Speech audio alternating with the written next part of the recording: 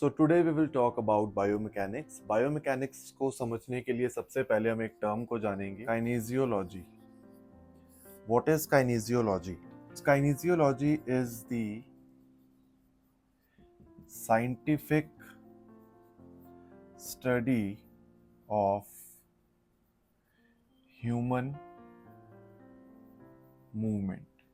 तो काइनेजियोलॉजी का मतलब है कि ह्यूमन बॉडी में होने वाली मूवमेंट को हम स्टडी करेंगे। It is only applicable on humans. It means जब हम ह्यूमन मूवमेंट की बात कर रहे हैं, हम एक्चुअल में काइनेजियोलॉजी की बात कर रहे हैं।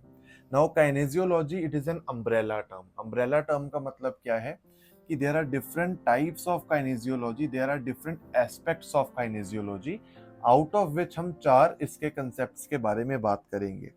सो we have anatomical kinesiology, in which we study about the movement due to bones, the movement due to muscles, so everything related to the anatomy.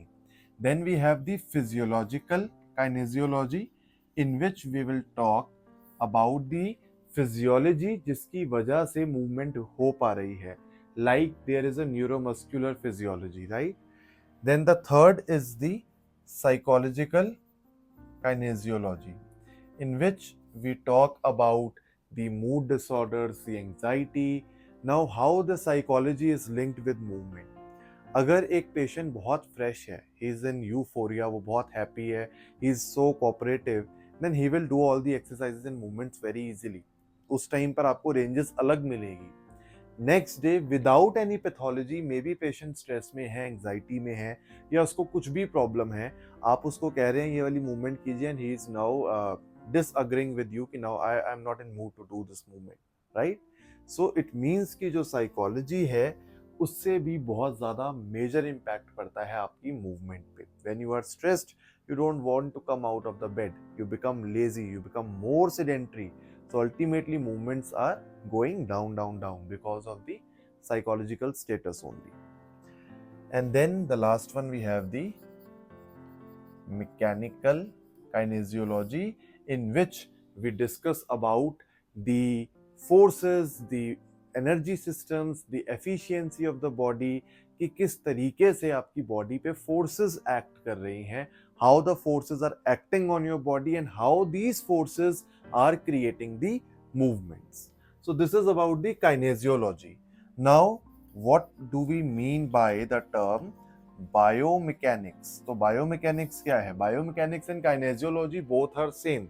The scientific study of movement is called kinesiology. The scientific study of movement is called biomechanics. लेकिन फर्क क्या है कि biomechanics आप animals पे, plants पे, किसी भी लिविंग ऑब्जेक्ट पे चेक कर सकते हैं. Bio means living, right? So अगर आप किसी भी लिविंग ऑब्जेक्ट की मूवमेंट की स्टडी करते हैं, it comes under the biomechanics. But if we talk about the human movement specifically, then the term we use is the kinesiology. So kinesiology is what? It is only specific for the human movement. And biomechanics के अंदर हम movement की study करते हैं, mechanics की study करते हैं, लेकिन it can be applicable on all the living object. So what is biomechanics according to the European Society of biomechanics?